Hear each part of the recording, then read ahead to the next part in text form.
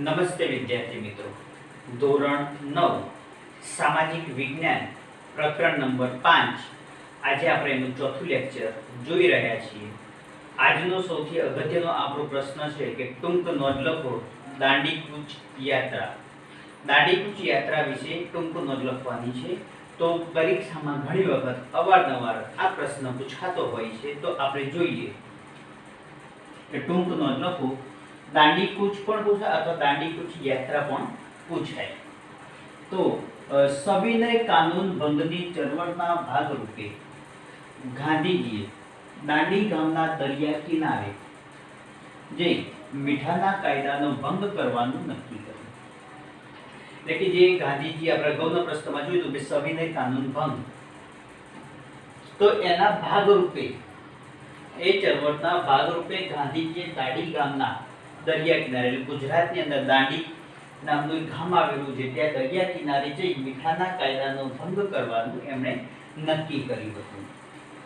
11 માર્ચની સાંજે ગાંધીજીએ અમદાવાદના સાબરમતી હરિજન આશ્રમમાં હજારો લોકોની સભામાં સત્યાગ્રહનો સંદેશ આપ્યો હતો.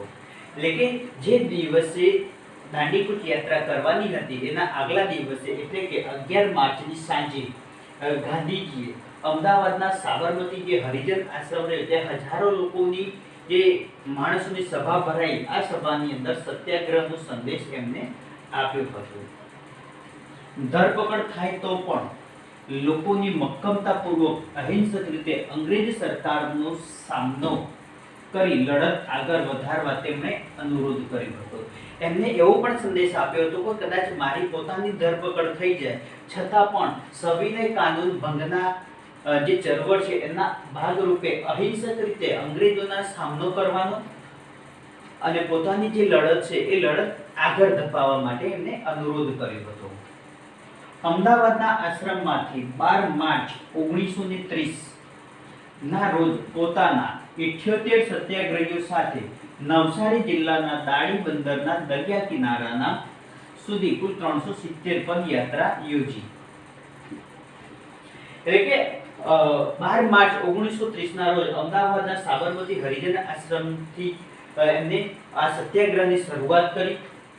પોતાની સાથે 78 સત્યાગ્રહીઓ સાથે નવસારી જિલ્લાના દાણી બંદરના દરિયા કિનારે એટલે કે એનું અંતર 370 કિલોમીટર સુધી આ પદયાત્રા યોજી. આ ઐતિહાસિક યાત્રાને દાંડીકૂચ યાત્રાના નામે ઓળખવામાં આવે છે. એટલે કે ગાંધીજીએ જે આ ઐતિહાસિક યાત્રા કરી, આ ઐતિહાસિક યાત્રાને દાંડીકૂચ યાત્રા તરીકે પણ ઓળખવામાં આવે છે. 29 માર્ચ 1930 ના રોજ દાંડીકૂચ યાત્રામાં ગાંધીજીએ પ્રતિજ્ઞા કરી કે હું કાગડા કૂતરાના મોતે મરીશ, પરંતુ સ્વરાજ્ય મળે નહીં ત્યાં સુધી આશ્રમમાં પાછું નહીં ફરું. એટલે કે આ ઐતિહાસિક યાત્રાની અંદર ગાંધીજીએ એક ગંભીર પ્રતિજ્ઞા પણ લીધી હતી. એ ગંભીર પ્રતિજ્ઞા એવી હતી કે હું કાગડા કૂતરાના મોતે મરીશ.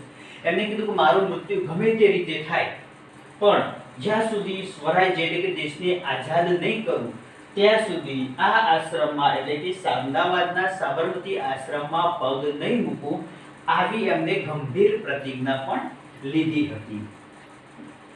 આ યાત્રાના માર્ગમાં ગામે ગામ સત્યાગ્રહીઓનું ભવ્ય સ્વાગત કરવામાં આવ્યું.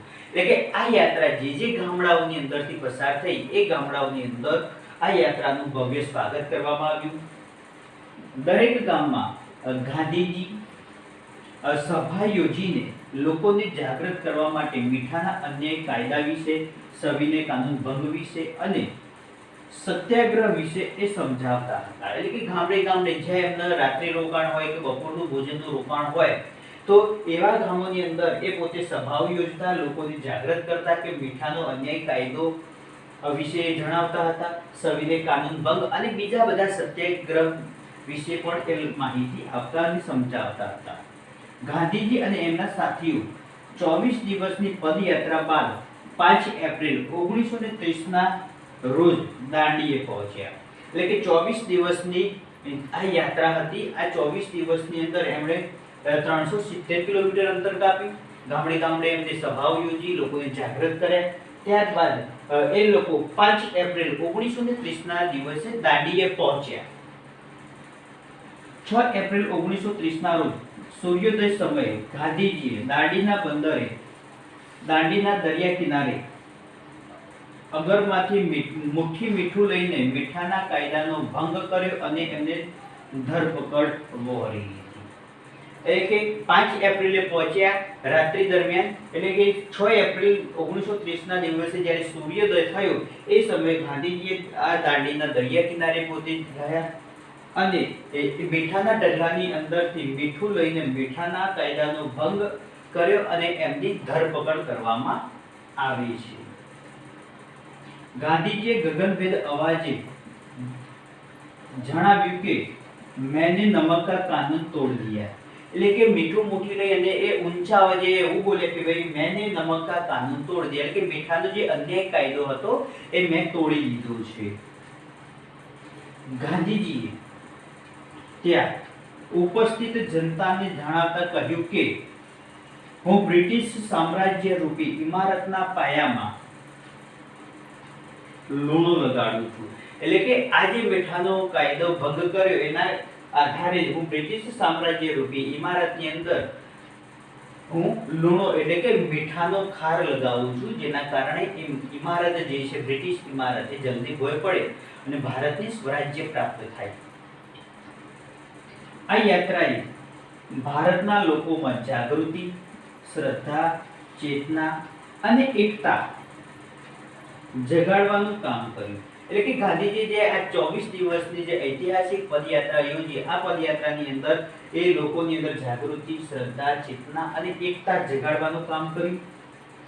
શ્રી મહાદેવભાઈ દેસાઈ એટલે કે ગાંધીજીના ખાસ અંગત માણસ દાંડી કૂચ યાત્રાને ગૌતમ બુદ્ધના મહાવિનિષ્ક્રમણ સાથે સરખાવે છે. એટલે કે મહાદેવભાઈ દેસાઈ આ દાંડી કૂચ યાત્રાને ગૌતમ બુદ્ધના મહાવિનિષ્ક્રમણ સાથે ઓળખાવે છે. તો આ પ્રશ્ન તમારા નોટબુકની અંદર લખી દેજો અને તૈયાર કરજો.